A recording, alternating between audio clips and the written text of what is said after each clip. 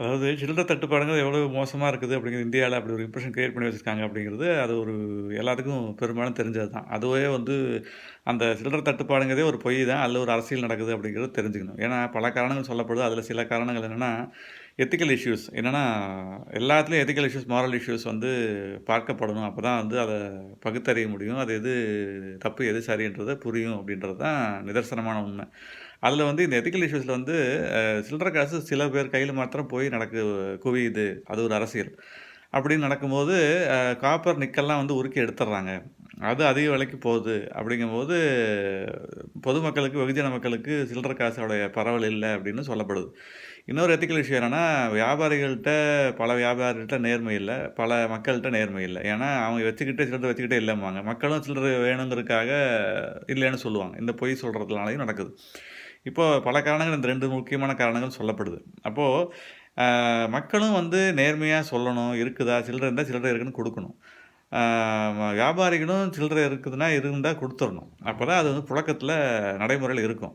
சில நாடுகள்லாம் பார்த்தீங்கன்னா, வியாபாரிகள் வந்து சில்லறை இல்லன்னு சொன்னாங்கன்னா, மக்கள் கேஸே போடலாம். ஆ ஏன்னா மெர்ச்சன்ட்ஸ் வந்து வியாபாரிகள் தான் சில்லறைய டீல் பண்றாங்க டெய்லியும். அப்ப அவங்ககிட்ட சில்லறை வச்சிருக்கணுங்கிறது கட்டாயம் ரூல் அது. சில கண்ட்ரில அது ரூலே போட்டு லீகலாவே லாவே இருக்கு. சில்லறை இல்லன்னு சொன்னா கேஸ் போட்டுருவாங்க. மக்கள் கேஸ் போடலாம். அந்த அளவுக்கு ஆப்ஷன் இருக்கு. அப்ப இந்தியால வந்து அந்த அளவுக்கு அவங்க பண்றதில்ல. ஸ்டெப்ஸ் எடுக்கிறதில்லன்னு தெரியுது. இது வந்து நம்ம பரப்பும்போது தான், அதுக்கான பொறுப்பும் சில்லறை அதிகரிக்கணும். அதுக்கான என்ன ஐடியாஸ வந்து பரப்பு அதாவது கிரியேட் பண்ணணும் அப்படிங்கிறது, இந்த மாரல் இஷ்யூஸ்லாம் வந்து வச்சுட்டு, பார்த்துட்டு, அத அனலைஸ் பண்ணி இம்ப்ளிமெண்ட் பண்ணணுங்கிறது தெரியும். பைபிள்ல சொன்னபடி பொய் சொல்லவும் கூடாது. அதே சமயத்தில "உன்னை போல பிறனையும் நேசி" அப்படின்ட்டு இருக்கு.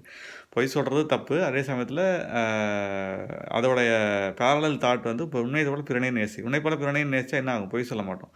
அப்போ இந்த மாரி கோட்பாடுகள் வந்து ரொம்ப முக்கியமான விஷயம். மார்க் ட்வைன் சொன்ன மாரி, பொய் வந்து ஒரு ரவுண்டே வந்துரும். உண்மை ஷூ போடலான்னு போம்போது, உண்மை ஷூ போட நினைக்கும்போது, பொய் ஒரு ரவுண்டே வந்துரும் அப்டிம்பாரு.